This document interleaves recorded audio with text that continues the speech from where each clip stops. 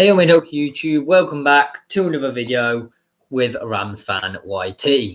We are now in the middle of the series Series 2 of the history of your club, and today we're going up north to Yorkshire, just about on the River Tees. It's Middlesbrough Football Club, of course. Very recent history, to be fair, what they have, but there has been some early success as well. Middlesbrough were actually formed in 1876 and won the FA Amateur Cup in 1895 and again in 1898. The club turned professional in 1889 but reverted to amateur status in 1892. They then turned back to professional permanently in 1899. After 3 seasons, they won promotion to the First Division, where they would remain for the next 22 years. In 1903, the club moved to Ayresome Park, their home to be for the next 92 years. In 1905, the club sanctioned the transfer of Alf Common for £1,000, which was a record fee at the time. Over the next few years, their form fluctuated greatly, rising to 6th in 1907-08 before dropping to 17th 2 seasons later. The club rose to their highest league finish to date of 3rd in the 1913-14 season. World War I soon intervened and football was suspended though. Before league football resumed, Middlesbrough won the Northern Victory League, but the team were unable to maintain their previous form and finished the 1919-20 season in mid-table. They remained in the First Division for the next few seasons, but were relegated in the 1923-24 season after finishing bottom of the league, 10 points adrift of their nearest rivals. 3 seasons later, they won the Division 2 title. During that season, debutant George Camswell, who had signed from the 3rd Division North side Durham City the previous season, finished with a record 59 goals, which included 9 hat-tricks. Unbelievable stuff. He will continue as top scorer for each of the next 10 seasons that followed. Their tenure back in the top flight, though, only lasted 1 season, and the club were relegated.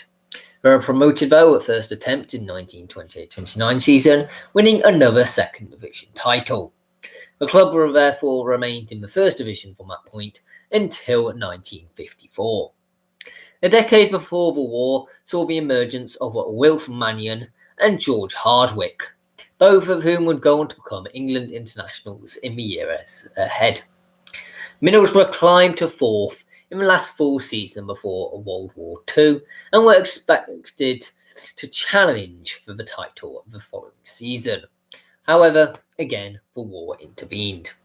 After the war, the club was unable to recover the form of the previous seasons and hovered around mid-table and exited in the early rounds of the FA Cup. Soon afterwards, the team began to falter, eventually suffering relegation in the 1953-54 season. This was the start of a 20-year spell outside of the top division, but saw the emergence of one of the club's top goal scorers, Brian Clough, although he's more well known as manager, of course, who scored 204 goals in 222 games before he went and left to Sunderland. Over that period, Middlesbrough maintained reasonable progress in the Second Division, but they were never serious contenders for promotion. After a 4th place finish in the 1962-63 season, the club endured a steady decline and were relegated to 3rd Division for the first time in their history in 1966. New manager Stan Anderson returned the club to the second flight at the first attempt. Middlesbrough would finish below 9th during the next 8 seasons. By 1974, Jack Charlton had taken over as manager and guided the team back to the top flight. They ensured promotion as early as the 23rd of March, and with 8 games of the season left, they became runaway champions, finishing with a record 65 points at the time.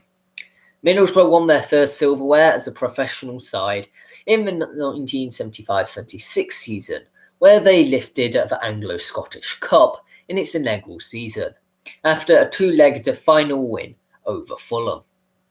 The club experienced severe financial difficulties during the mid-1980s. Middlesbrough were dropping down the table and finished 19th in the 1984-85 season. In April 1986, the club had to borrow £30,000 from the Professional Footballers Association, or the PFA, to pay wages. The final game of the season saw Middlesbrough relegated to the third division again. That summer, the club called in the provisional liquidator, and shortly afterwards, the club was wound up and the gates to Ayresome Park were padlocked. Without the £350,000 capital required for the Football League registration, this is a new rule at the time, it seemed inevitable that the club would fold permanently. Steve Gibson, however, a member of the board at the time, brought together a consortium and with 10 minutes to spare before the deadline, they completed their registration with the Football League for the 1986-87 season. Following the registration came both a change of the club crest and a change of the official company name to Middlesbrough Football Athletic Club at 1986 Limited. Over the next 2 seasons, Middlesbrough gained successive promotions into the Division 2 and then into the Division 1. The next season, however, they came straight back down into the Division 2. And with it came the then British transfer record move of Gary Pallister to Manchester United for £2.3 million.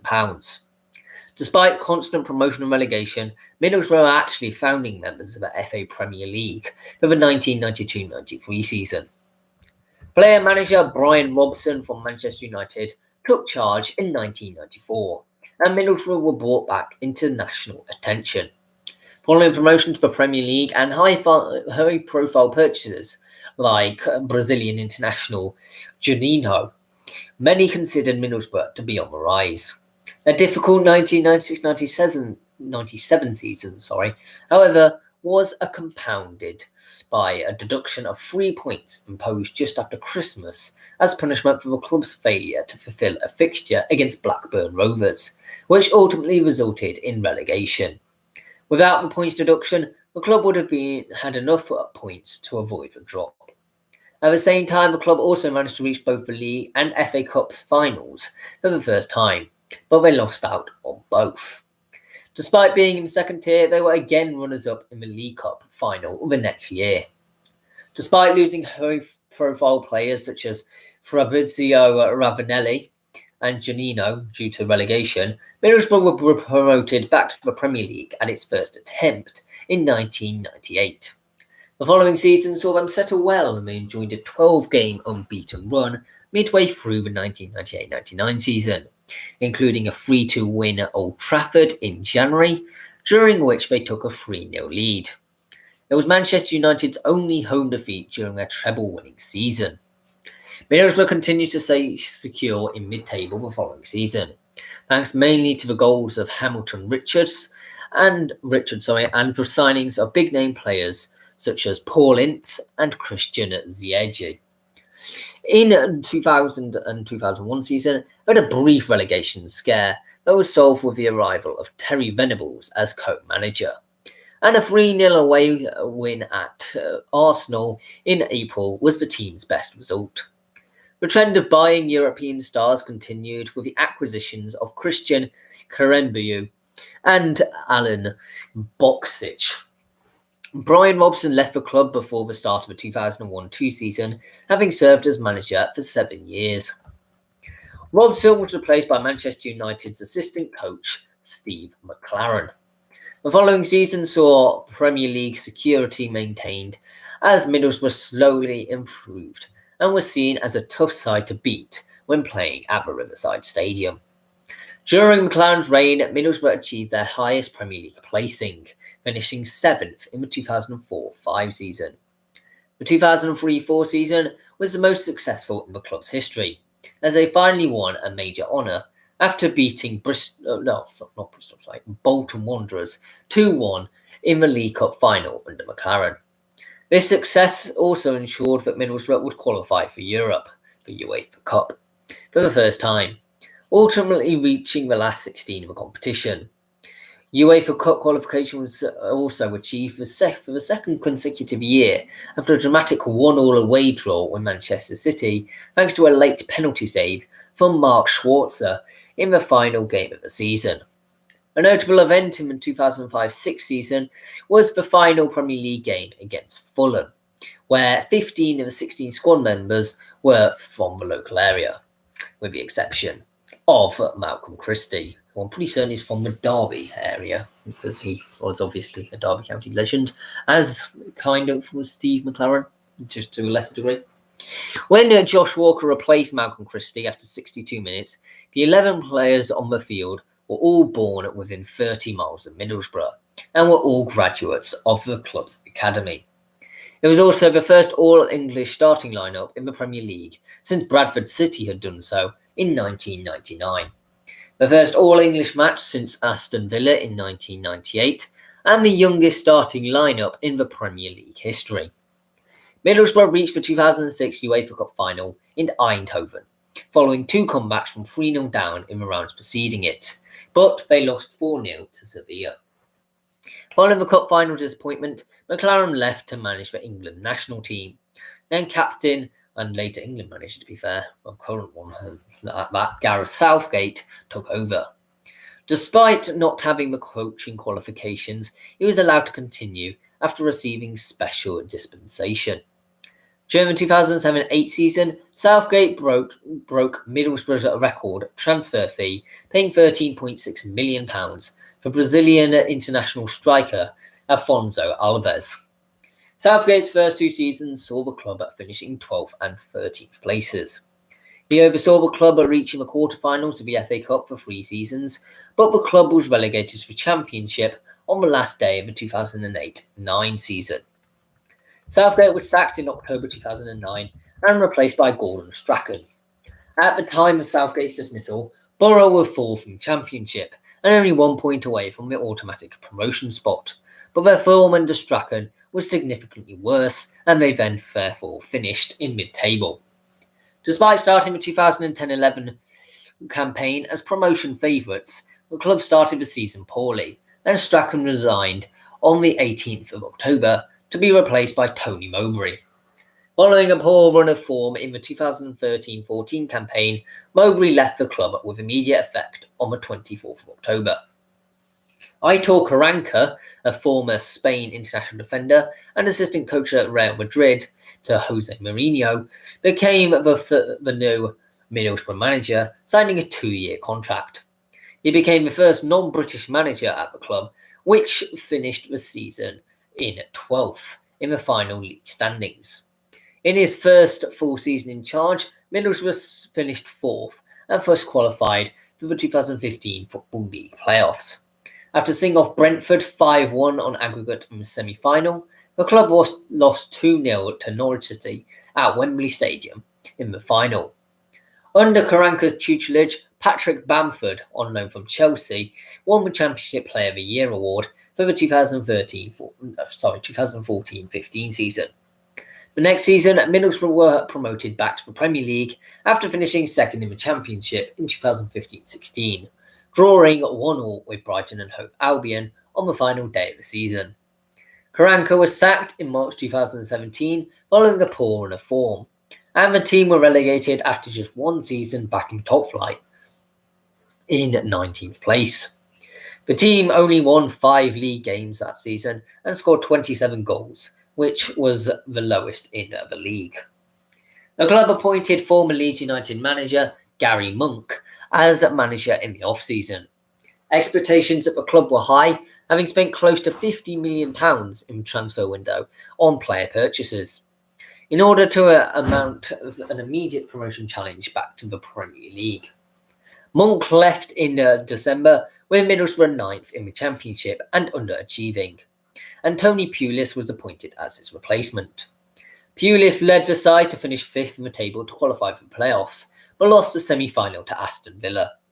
The following season, Pulis looked to secure the playoffs once again, but a poor finish to the season caused them to finish 7th and miss out on the playoffs by 1 point, which they are still very salty about today because I think it was at Derby's expense that they managed that, and now we're having a points deduction potentially for that season, or so they want.